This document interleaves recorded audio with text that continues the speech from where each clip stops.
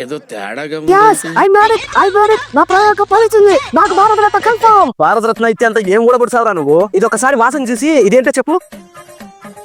నెయ్యిలా ఉందే. Yes yes, నువ్వు దీన్ని నాకి చూడు.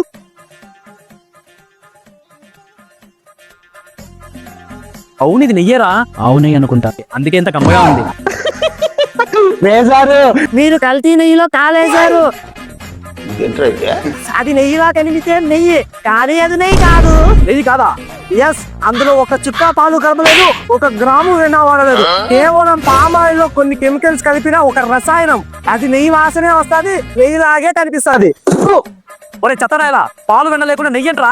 అదేంట్రా, జగనన్న హయాంలో బోడేబాబా డైరీ ఇలాంటి నకిలీ నెయ్యే కదా టీటీవీకి సరఫరా చేసింది.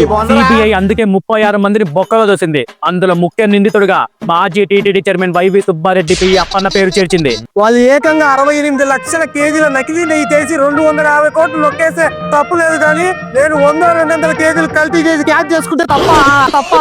ఓరిని పాసుగోల, అన్న ప్రభుత్వాన్ని ఇన్స్పిరేషన్ గా తీసుకుంటే బొక్క బొర్రలో పడతావు, బొక్కలోకి పోతావు.